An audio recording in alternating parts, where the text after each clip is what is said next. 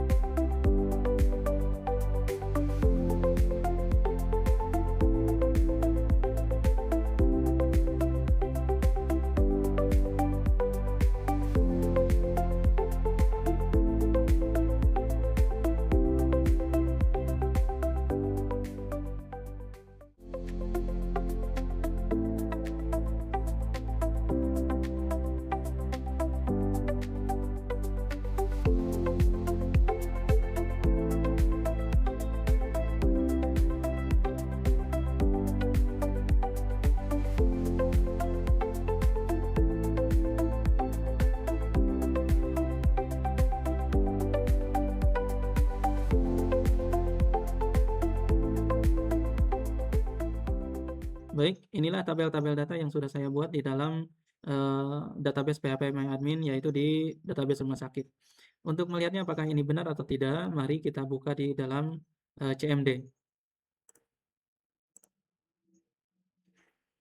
Kita masukkan perintah.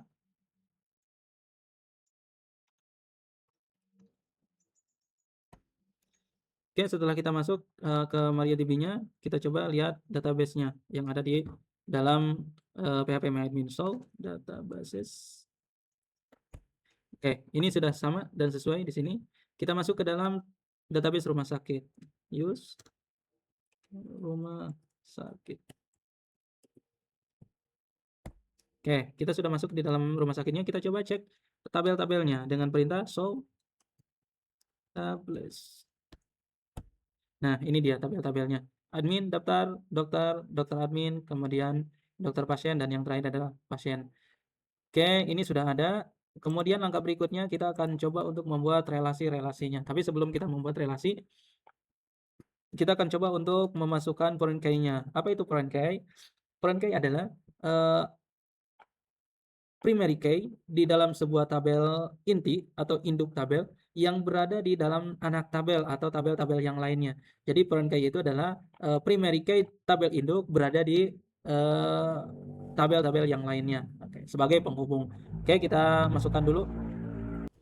Baik, untuk memasukkan foreign key-nya kita masuk ke dalam dokter admin, kemudian struktur. Nah, di sini ada ID dokter, ID admin. Ini adalah primary key yang ada di dalam tabel dokter. Kemudian di sini juga ada primary key yang ada di dalam tabel admin. Oke, kita masuk ke sini cara membuat foreign key-nya lainnya, kemudian indeks. Oke. Nah, di sini sudah masuk foreign key-nya. Kita masukkan juga dengan yang satu lagi. Oke, sudah masuk. Kemudian di tabel dokter pasien, struktur, di sini juga ada ID dokter, ID pasien. Kita buat foreign key-nya, indeks. Oke. Ini ada kunci silvernya sudah masuk. ID pasien juga, indeks. Oke. Oke, sudah masuk di sini. Kemudian yang terakhir ada di daftar. Oke, di sini. Nah, di sini ada ID pasien, ada admin. Jadi kita masukkan foreign key-nya.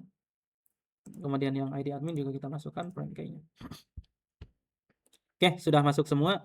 Langkah berikutnya adalah kita coba untuk membuat desain. Langkah-langkahnya adalah desain untuk membuat relasi. Langkah-langkahnya di sini kita masuk ke tabel rumah sakit atau database rumah sakit.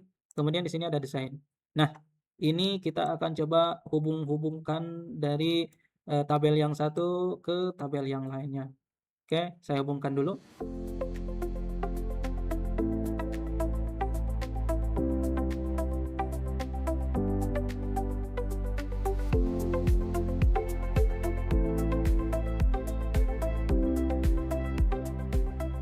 Oke, kita sudah posisikan. Kita coba untuk membuat relasi, tapi harus diingat bahwasanya dalam pembuatan relasi ini harus diingat mana induk, mana tabel anak induknya. Oke, kita buatkan dulu relasinya.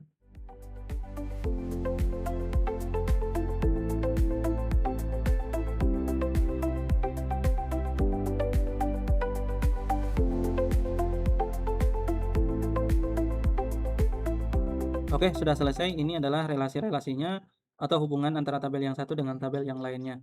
Baik, langkah berikutnya kita akan coba untuk membuat sebuah datanya atau membuat sebuah data di dalam pasien. Kita tambahkan dulu.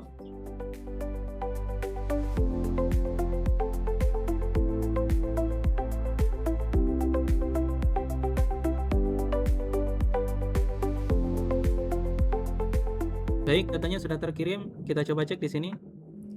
Nah, ini dia datanya. Sudah masuk data pasiennya. Kita coba cek di sini. Apakah data pasien yang ada di dalam tabel pasien sudah masuk? Perintahnya adalah select.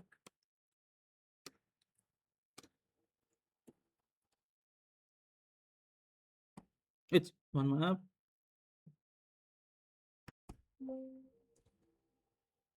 Select.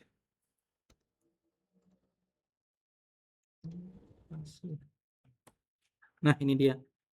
Dengan ID pasien 101 Budi, kemudian 102 Aira, jenis kelaminnya P, kemudian 103 Bunyamin, kemudian 104 adalah Nuryani dengan jenis kelaminnya P atau perempuan.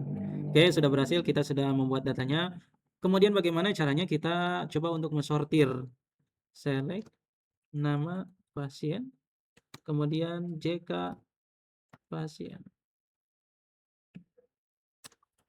from tabel pasien. Nah, ini dia. Sesuai dengan jenis kelaminnya. Kemudian bagaimana kita akan mencari atau mengecek data yang hanya laki-lakinya saja. Oke, kita masukkan perintahnya select, kemudian nama pasien, kemudian JK pasien, where JK pasien sama dengan laki-laki. Oh, mohon maaf. Ada yang kurang? Oke, di sini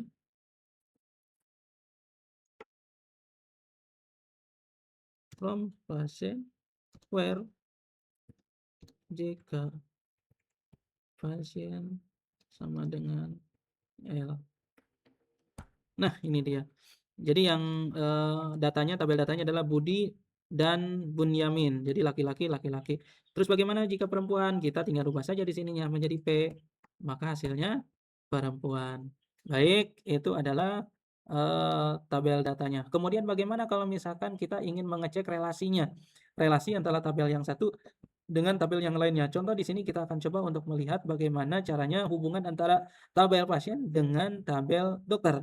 Jadi di sini akan ditampilkan adalah ID, nama, kemudian dokternya siapa, resepnya apa, terus jaganya periksanya kapan.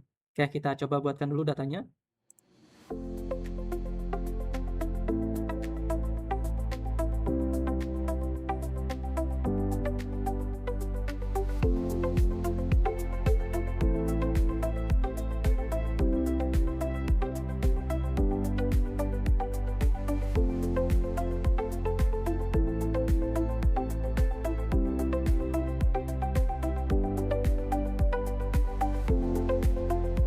Baik, ini data pasiennya sudah masuk dengan ID pasien 103, kemudian 104, dan ini resepnya, kemudian ini ID dokternya 201 dan 201. Karena tadi saya masukkan dokternya hanya satu saja, nih 201. Baik, berikutnya untuk mengecek apakah relasinya berjalan dengan baik atau tidak, kita masukkan sebuah sintak di dalam sini. Kita masukkan saja.